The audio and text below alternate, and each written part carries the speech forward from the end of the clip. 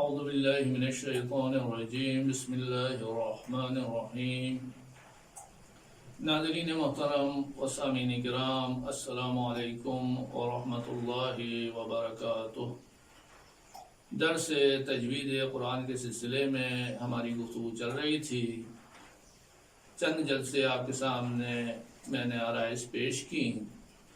آج چاہ رہا ہوں کہ ان کا ایک خلاصہ آپ کے سامنے پیش کر دیا جائے کہ پہلا مطلب جو خلاصے کے طور پر ہم نے پیش کیا کہ ہمیں تجوید میں کیا سیکھنا چاہیے، وہ حضرت علی علیہ السلام کا قول تھا کہ الترتیل حفظ الوقوف و بیان الحروف یا بیان الحروف، کہ قرآن کو ترتیل سے پڑھنے کے لیے حضرت علی علیہ السلام نے ہمیں دو چیزوں کی طرف توجہ دلوائی ہے کہ ایک وقت کا خیال رکھیں اور ایک حروف کی ادائیگی کا خیال رکھا جائے۔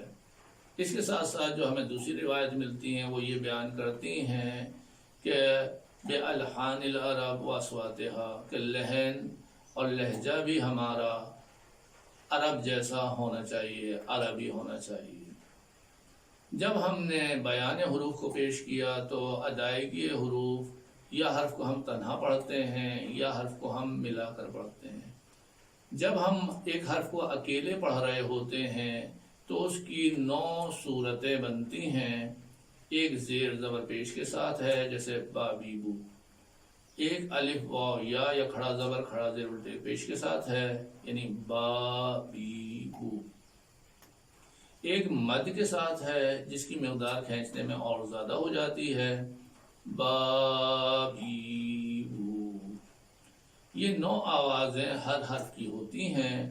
اگر اس کی جگہ پر آپ جیم رکھ دیں، جا جی جو، جا جی جو، جا جی جو، آپ اس کی جگہ دال رکھ دیجئے، دا دی دو، دا دی دو، دا دی دو۔ یہ 9 آوازیں ہر حرف کی ہوتی ہیں۔ علماء عرب نے ان آوازوں کو مشخص کرنے کے لیے منہ کی حالت دیکھتے ہوئے فتحہ، کسرہ، ضمہ بنایا۔ فتح یعنی منہ کا کھلنا، کسر یعنی ٹوٹنا، اور ضم یعنی ہونٹوں کا ملنا، اور منہ کی حالت کو دیکھتے ہوئے انہوں نے اعراب لگائے ہیں زبر زیر پیش۔ اردو زبان والوں نے اور فارسی زبان والوں نے منہ کی حالت کو نہیں دیکھا ہے۔ انہوں نے جو الفاظ کے اوپر تھا اس کو زبر کہا، جو نیچے تھا اس کو زیر کہا، اور جو سامنے تھا اس کو پیش کہا۔ تو عربی زبان میں اعراب لگائے گئے ہیں منہ کی حالت کو دیکھتے ہوئے، اور اردو اور فارسی میں الفاظ کی حالت کو دیکھتے ہوئے کہ اوپر علامت ہے، نیچے علامت ہے، سامنے علامت ہے، اس طریقے سے اعراب گزاری کی گئی ہے۔ عربی زبان میں گول تا کا بھی اضافہ کیا گیا ہے۔ یہ تا جو ہے مرہ کے اوپر تعداد کو بیان کر رہی ہے کہ ایک دفعہ کھلنا، ایک دفعہ ٹوٹنا، ایک دفعہ ملنا، یا ایک دفعہ اوپر، ایک دفعہ سامنے، ایک دفعہ نیچے۔ جبکہ اردو اور فارسی میں اس کا خیال نہیں رکھا گیا ہے، اس لیے جب ہم پڑھتے ہیں تو یہ 9 حالتیں ہمیں حرف تنہا کی محسوس نہیں ہوتی ہیں۔ اردو میں ہم صرف زیر زبر پیش کو حرف تنہا کی علامات سمجھتے ہیں، اور کھڑا زبر کھڑا زیر حروف مد اور مد کو جو ہے علامت ملانے کی سمجھتے ہیں، جبکہ وہ ملانے کی علامت نہیں ہے۔ حروف مد اور مد صدا ہائے کشیدہ یا کھینچی ہوئی آوازیں ہیں جو حرف نہیں ہیں، آواز کے کھینچنے کا نام ہے، علامت کے کھینچنے کا نام ہے، اس لیے ان کا مخرج بھی نہیں ہے۔ اگر یہ حرف ہوتے تو مخرج بھی ہوتا ان کا۔ اس کے بعد ہم آئے کہ ہمیں کیا پڑھنا چاہیے، تو حرف تنہا ہم نے آپ کے سامنے پیش کیے۔ اس کے بعد ہم نے کہا کہ پہلا مرحلہ یہ ہے کہ کچھ مطالب قبل درس ہونے چاہیے جن کی طرف ہماری توجہ ہونا چاہیے تاکہ ہم درس سے صحیح طریقے سے استفادہ کر سکیں۔ ان میں پہلا مطلب یہ تھا کہ ہم توجہ کریں، کیونکہ توجہ کے ذریعے سے ہم سیکھتے ہیں۔ اگر توجہ نہ ہو تو ہم اپنی نماز کو بھی بھول جاتے ہیں۔ تو دنیا میں اگر شعبدے بازی ہو رہی ہے، اگر کوئی جیب کاٹ رہا ہے تو وہی توجہ ہٹانے کی وجہ سے ایسا ہو رہا ہے۔ تو اصل چیز توجہ ہوتی ہے، اور جس کے اوپر ہم توجہ کرتے ہیں وہ چیز سیکھتے ہیں۔ جس کی طرف توجہ نہیں ہوتی، ہم نہ اس کو دیکھتے ہیں، نہ سنتے ہیں، نہ سمجھتے ہیں۔ مثال کے طور پر آپ کسی بڑی دکان میں جاتے ہیں اور ایک چیز جو آپ کو چاہیے ہوتی ہے آپ اٹھا لیتے ہیں۔ آپ سے پوچھا جاتا ہے وہ دوسری چیز جو آپ کے ہاتھ میں تھی اس کی کیا قیمت ہے، آپ نے کہا وہ کون سی چیز، کیونکہ آپ بے اختیاری میں چیز اٹھا رہے ہوتے ہیں، آپ کی نظر اس پہ نہیں ہوتی، توجہ نہیں ہوتی، جبکہ آپ دیکھ بھی رہے ہوتے ہیں، آپ کے ہاتھ میں بھی ہوتی ہے، تو وہ آپ کے ذہن میں نہیں آتی ہے۔ تو اصل چیز توجہ ہے۔ دوسری چیز یہ ہے کہ اپنی توجہ پر توجہ کریں کہ جب ہم درس پڑھنے کے لیے آئے ہیں تو خالی ہم اپنی نماز کی اصلاح کیوں کر رہے ہیں، ہم پورا قرآن کیوں نہیں صحیح کر لیتے، ہم قاری کیوں نہیں بن جاتے، ہم استاد کیوں نہیں بن جاتے، ہم ایک ادارہ کیوں نہیں بنا سکتے، ہم گھر بیٹھ کے پوری دنیا کو تعلیم کیوں نہیں دے سکتے، سسٹم کیوں نہیں بنا سکتے۔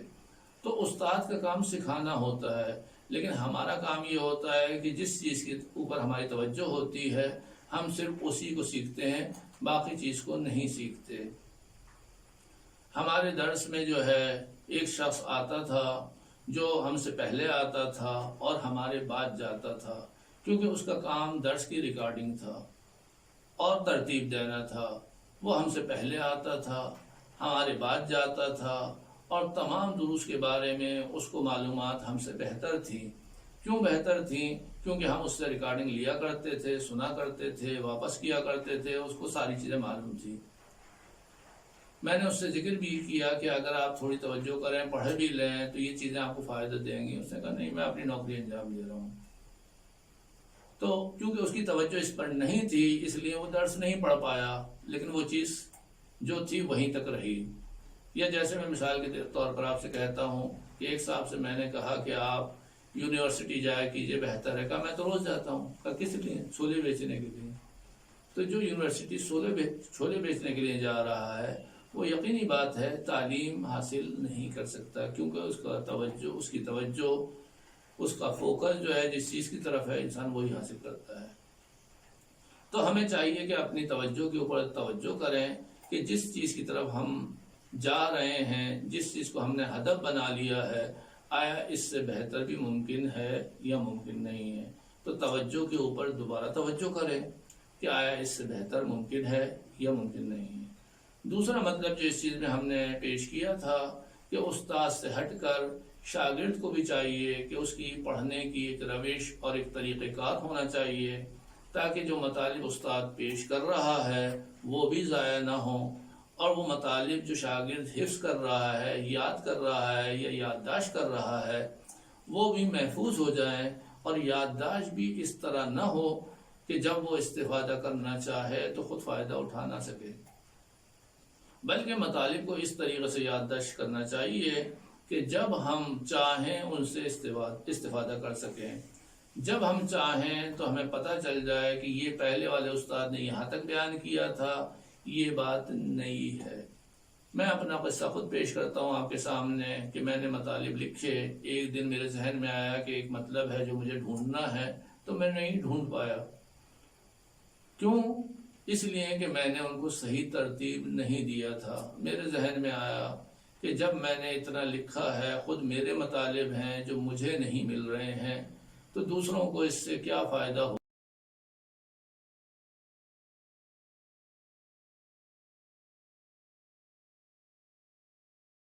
جواہر کو بڑی مشکل سے جمع کرتے ہیں، لیکن ردی کی ٹوکری میں اس کو جمع نہ کریں۔ جو اس کے اصول ہیں، روش ہے، طریقہ کار ہے، اس کے اوپر دنیاوی علوم اور دینی علوم بہت سے مشورے دینے والے اساتذہ آپ کو مل جائیں گے کہ کس طریقے سے ہمیں یادداشت کرنا چاہیے، کس طریقے سے ہمیں دروس کو محفوظ کرنا چاہیے تاکہ وہ آئندہ ہمارے کام آ سکے۔ اس کے اوپر ہمیں توجہ کرتے رہنا چاہیے۔ تو پہلی چیز ہماری یہ کہ توجہ ہونی چاہیے۔ دوسری چیز یہ ہے کہ ہمارے پاس ایک روش ہونی چاہیے اس کو سیکھنے کی، یادداشت کرنے کی اور محفوظ کرنے کی۔ اگر ہم نے ان پر عمل کیا تو ہمیں فائدہ ہوتا ہے۔ آج کے درس کو ہم یہیں تک اختتام تک پہنچاتے ہیں۔ السلام علیکم ورحمۃ اللہ وبرکاتہ۔